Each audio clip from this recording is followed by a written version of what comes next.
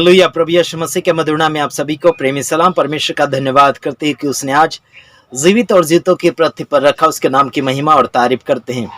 आज हम कई जगह घूमने गए थे, यानी कि सेवकाई में, और कई और दूसरा काम भी था। वहाँ पर हम सफ़र में गए थे, इसके कारण हम थोड़ा थके हुए आपको लगते होंगे, लेकिन कोई बात नहीं। फिर भी आपके सामने हम वचन संदेश फैलाना चाहते हैं, बताना चाहते हैं। जागृति आत्मिक जीवन में विशेष करके होना चाहिए। मैं प्रभु में आप सबका भाई आशीष राजकुमार, और आप सब राज करें प्रभु में, प्रभु के राज्य में आगे बढ़ने के लिए कोशिश करें। और मैं यही चाहता हूं कि आप लगातार जीवन जागृति में आगे बढ़ते चले जाइएगा, और सांसारिक जागृति नहीं बल्कि आत्मिक जागृति, आत्मा में जागृति विशेष करके लोगों का होना अनिवार्य हो चुका है। इसलिए आपको बड़ा ध्यान देना होगा परमेश्वर के अनुग्रह में, और परमेश्वर की शांति में आपको बढ़ना अनिवार्य है। तो आइए हम देखते हैं कुछ बातों को जो परमेश्वर का वचन कहता है कि मत डरो, है ना। यशायाह 41:10 में हम आपको उत्साहित करना चाहते हैं। परमेश्वर खुद कहते हैं कि मत डर, क्योंकि मैं तेरा परमेश्वर हूँ। मैं तुझे दृढ़ करूँगा, मैं तुझे मजबूत करूँगा।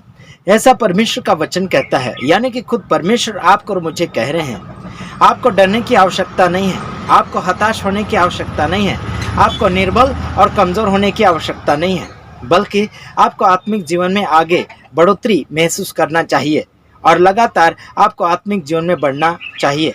और डरना तो डरना किसे, और डर डर के जिएंगे कब तक यारो। भाइयों और बहनों, परमेश्वर का वचन डरने के लिए बिल्कुल नहीं सिखाता। परमेश्वर का वचन हिम्मत दिलाता है। परमेश्वर का वचन जोश और ताकत देता है। तो उस जोश और ताकत के साथ आपको और मुझे आगे बढ़ना होगा। लोग चिल्लाएंगे, लोग आरोप लगाएंगे, लोग कुछ भी कहेंगे, लेकिन आपको आगे की ओर बढ़ना होगा। तूफानें आती है, यानी तूफान आते हैं, आने दो, लेकिन आपको पार करना होगा। हर मुश्किलों में आगे बढ़ना होगा, तूफानों से टकराना होगा। जैसे कि बाइबल में लिखा निर्गमन 10 आज्ञा में, यानी कि निर्गमन 20 का है ना, उसमें आप देख सकते हैं 20 अध्याय में, उसमें 10 आज्ञाएं हैं, और एक आज्ञा ये भी है, वहाँ पर लिखा कि तू किसी के विरोध में झूठी गवाही नहीं देना, मतलब झूठी साक्षी नहीं देना। तो कुछ लोगों ने हमारे विरोध में झूठी साक्ष्या और झूठी गवाही खड़ी कर रहे थे, और उनको हमने सबक सिखाया, है ना।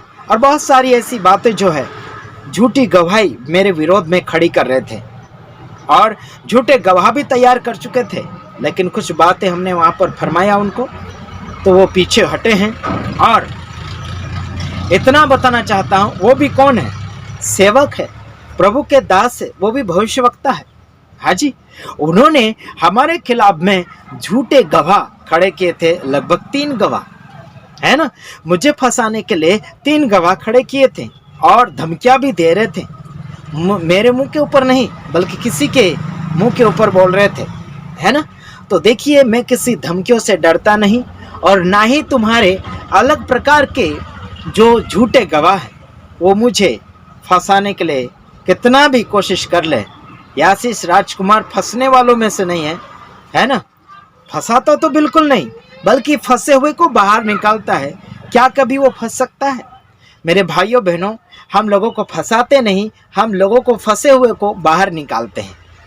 तो आखिर आप इतना समझ जाना, जिस परमेश्वर ने जमीन और आसमान को बनाया, उसी परमेश्वर ने मुझे फंसे हुए को बाहर निकालने के लिए, है ना, हिम्मत दिया है ना, बातें दी है, समझ शक्ति दी है।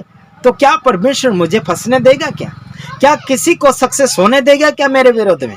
क्योंकि परमेश्वर का वचन लिखा है कि तुम किसी के विरोध में झूठी गवाही मत देना, झूठी साक्षी मत देना, किसी को गलत रीति से फंसाने के लिए कोशिश मत करना।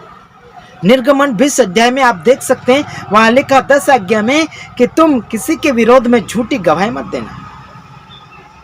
और वही सेवक सेविका मेरे विरोध में झूठी गवाहियां खड़ी कर रहे थे। हालांकि उनको समझ में आ चुका है कि हम क्या चीज़ है और वो क्या चीज़ है।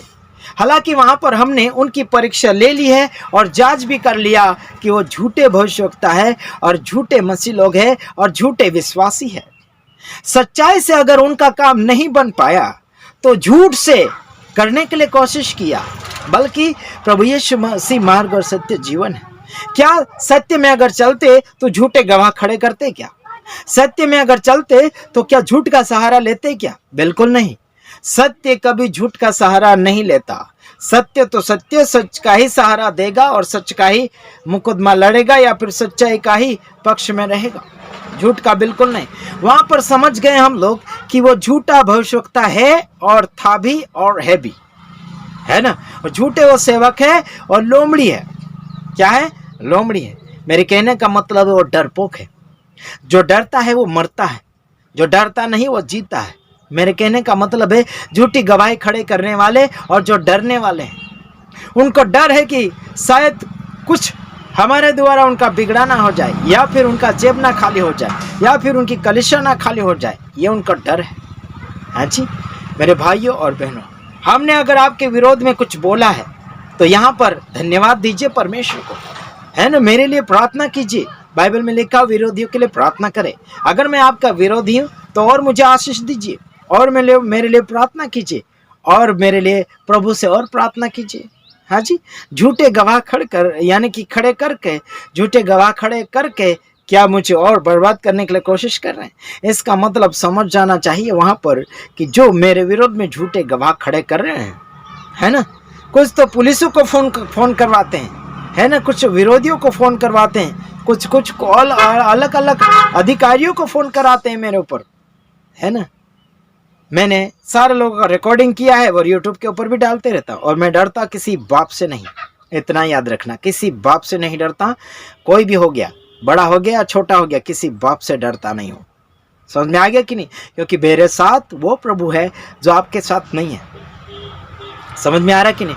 अगर आपके साथ प्रभु होता तो ऐसा गैर कानूनी नहीं करते, वचन से बाहर नहीं निकलते। वचन में रहोगे तो जियोगे, वचन से बाहर जाओगे तो मरोगे। इतना याद रखना। प्रभु के वचनों में आगे बढ़ो, वरना तुम्हारी खैर नहीं। सत्य शिक्षा में चलो। God bless you. प्रभु आप सबको आशीष करें। आमीन।